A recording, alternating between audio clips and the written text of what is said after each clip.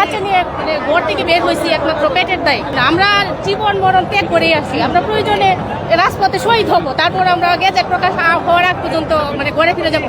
হ্যাঁ, তো আমরা আজকে বাবুরিয়া আসছি, আমরা ইতিহাস হিসেবে ইতিহাস করতে চাই, ইতিহাসের সাক্ষী হয়ে থাকতে চাই। আমি 8 মাসের বাচ্চা নিয়ে ঘর থেকে বের হয়েছি একমাত্র পেটের দায়।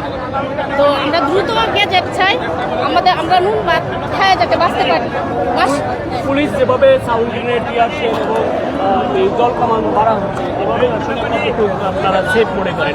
আমরা তো অবশ্যই সেফ না, এভাবে তো আমরা অবশ্যই সেফ না। আমরা জীবন মরণ ত্যাগ করে আসি, আমরা প্রয়োজনে রাজপথে শহীদ হব, তারপর আমরা গেজেট প্রকাশ হওয়ার আগ পর্যন্ত ঘরে ফিরে যাবো না ইনশাল্লাহ।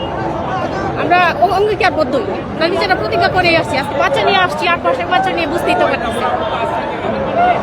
দৃষ্টান্ত স্থাপন করা যাক যে এই সরকারি পে কমিশন গঠন করেছে, এই সরকারি গ্যাজেট দিয়ে গেছে। আমার দাবি একটাই, সারা বাংলাদেশের কর্মীদের পক্ষ থেকে আমরা শান্তিপূর্ণভাবে এই 22 লক্ষ কর্মচারী আমরা শান্তিপূর্ণ শহীদ মিনার থেকে মিটিং করে প্রধান উপদেষ্টার মহলে শান্তিপূর্ণভাবে আমাদের কথা বলতেছিলাম, কিন্তু আমাদের দাবি দেওয়া শান্তিপূর্ণভাবে পালন করতেছিলাম।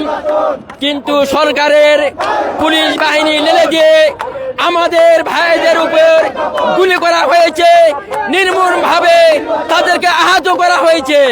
কিন্তু আমরা সরকারকে হুঁশিয়ার করে দিতে চাই, এই আজকে দাবি দেওয়া পে স্কেল যদি না মানলে হয়, তাহলে আমরা কঠোর আন্দোলন পরিণামে আরো কঠোরভাবে সিদ্ধান্ত নিব। এই বলে আমার কথা শেষ করতেছি।